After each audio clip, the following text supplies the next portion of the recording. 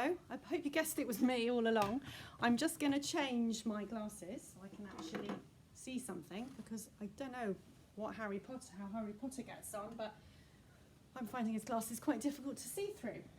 So today, if you hadn't have guessed it, you are starting a new piece of writing, and it's all connected to Harry Potter and the Philosopher's Stone. Now don't worry, if you haven't read that book or you haven't seen the film, we'll be talking you through what we're doing each day and giving you lots of help and support. But I'm sure lots of you have either read the book and or seen the film, and I'm sure even if you haven't, you know quite a bit more about it than you think you do. So over the next 2 weeks, we're writing a narrative, a story based on Harry Potter. And you're going to imagine, come to one side so you can see, you're going to imagine that you are a new student in year 7 at Hogwarts School of Witchcraft and Wizardry. Wouldn't that be amazing if in September, instead of going to Davison or Worthing High or Durrington or Bow Hunt or St Andrews, you went off to Hogwarts? It'd be quite amazing, wouldn't it? So, the first thing you need to do today, as always, is a bit of nasty writing. I want you to imagine you've just arrived at platform 9 3/4, which is where Harry goes at the beginning of the book to get the train to Hogwarts for the first time. And that's at King's Cross Station in London. Some of you might have been there. And you're getting ready to get on the train to Hogwarts. You need to write 3 or 4 sentences using subordinating conjunctions, describing what you can see, hear and smell. Now again, you don't have to worry if you've never been to King's Cross, you haven't read the book, you haven't seen the film. I've put some pictures onto the nasty writing sheet for you. And really, what we're focusing on here is practicing our subordinating conjunctions. So, I think I'm going to focus on, which picture should I focus on? This one, with the train, with all of the steam coming out, and we can just see Harry here with all his luggage. Maybe I'll move it up a bit so you can see it. So, I'm going to choose a subordinating conjunction to use and think about what I'm going to describe. So there's a lot of steam, isn't there? So there's a lot of steam, but Harry can still see all the children getting onto the train with their luggage and with their animals. So I'm going to start by saying, need to spell it correctly. Although the train was emitting, I could say was belching out. In fact, I'm going to use that. I think that's a nicer, more descriptive word. Don't forget, if you do make a mistake, you can always just cross it out with a ruler and a pencil. You don't have to start again. Although the train was belching out a lot of steam, Harry could still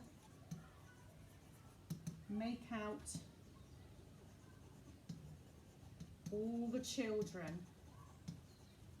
And then I would finish getting on the train. I don't want you to sit here for too long watching me write. Now, have I missed out any commas? Although the train was belching out a lot of steam, Harry could still make out all the children. So I think Harry could still make out all the children is the main clause, and this is the subordinate clause, so I need to put my comma there. Okay, so your task for today, on the website there are 4 extracts taken from 4 different books. Oh, I thought I'd brought the books in here, but I haven't. So anyway, it tells you on the extract where it's taken from. So one is from The Lion, the Witch and the Wardrobe, one is from The Shadow of the Minotaur, My Name is Mina, and The Invention of Hugo de Cabret. Oh, sorry, Hugo Cabret. And there is also a checklist on the website. So what you need to do is have a look at these extracts. Now, just like in class, we often say to you, everyone needs to do at least 2 extracts. Or sometimes your teacher might say at least 3, depending how long they take you. But then often we'll say, okay, some of you though, I want to challenge you to do all of them. So you decide that today. Don't just think, oh, I'll just do 1. Mrs. Johnson's not here, she'll never know. But have a look and think, oh, I'm going to do those 2. And then if I have a bit more time, I might do 3. But some of you might be thinking straight away, well, I'm quite a quick reader. They're quite short extracts, so I'm going to do all 4 of them. So that's up to you. You decide. Read the extracts and think about the atmosphere in the extracts. Atmosphere is when the writer transports us to the place where the action is happening. We feel like we're there, and we feel like we're experiencing it in the same way as the characters are experiencing it. So it's painting a picture for the reader in their head. Have a look at the extract, and then have a look at the checklist, which is obviously also on the website. The first task on the checklist, I'll show you on a bigger one actually, it's easier to see, is to tick off any of the devices you can find in the writing that the writer has used to create atmosphere. And then in this, so that's task 1 almost, and then task 2 is to explain the effect using that device has on the reader. So I'm going to show you what I mean. It's much easier, isn't it, if I just do it and you see how I would do it. So I decided to look at extract 3, which is The Invention of Hugo Cabret by Brian Selznick. It's a great book. If you've never read it actually and you have the opportunity to read it, do. I mean, it's quite a thick, heavy book, but it's got some amazing pictures in it, and half the book is pictures and half the book is text. So I have put one of these on the website for each book, and I've written the title there. So if you wanted to print them out, you could. If you don't have a printer, or you'd rather not print it out, all you could do in your exercise book is just draw a really simple table like this with your ruler, like that, and then just write in the name of the book here, and then anytime you find something that's on this list on the website, write it here, and then explain the effect it has on the reader here. So you could just write here, device, right here, effect, and then you could just copy it, couldn't you, from here, anything you find. That's just in case you don't have a printer and you don't want to print it out. Let me get rid of all that. Sorry, it's taking a bit longer than I anticipated. There you go. Right, so let's have a look at my extract. Now, what I'm looking for is expanded noun phrases. So, nouns with adjectives to describe them. So when you're using the checklist, you can't remember what any of these things are, just pause my video now, make a little note. So just write here, noun plus adjectives. Fronted adverbials, I think we all know what that is. 1 or 2, because some of these extracts have 2, a double fronted adverbial. Using your 5 senses, hearing, seeing, smelling, tasting, feeling. Using a simile or a metaphor, we talked about those in poetry. So a simile, we often have words like and as. It was as white as snow, for example, or it burned like the sun. A metaphor is when you say something is something, but it isn't.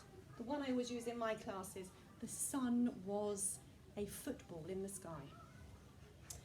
Powerful verbs and adverbs. Don't forget, adverbs often end in ly, not always. A short sentence, sometimes those are used to create atmosphere.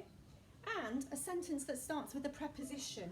So that would be a word that tells you where something happened or when it happened. So it could be a word like next to, or it could be after, like after breakfast or something like that. Okay, so let's have a look and see what I can find in my extract. Above the ceiling of the main waiting area was a cluster of secret apartments that had been built for the people who ran the train station years ago. So I've already spotted something from here, I think, above the ceiling of the main waiting area. There, the writer has started with a preposition, above, which is much more interesting than saying there was a cluster of secret apartments. They've told us where it was. So what kind of effect does that have on the reader, starting with a preposition? So I'm just going to write here, using above, and if I was doing this in my book, I might write the whole phrase, using above the ceiling of the secret above the ceiling of the main waiting area, immediately takes the reader to the setting. So takes, I'm just going to do it in note form, takes reader to setting. So you're instantly transported to the place that's being described. Okay, let's read on. If you spot something that's not on my list, because I might have missed something, I've noticed we've got quite a lot of relative clauses already in this text. I could always add some, couldn't I? Relative clauses. And what's the effect on the reader? So I found one, I found two in Hugo already. That had been built for the people who ran the train station years ago. It gives me extra information. I'm just going to write extra info about the station, doesn't it? It tells me it's old. So already, again, I'm building up a picture of this station in my head. Most of them had long been abandoned. Only one was still in use.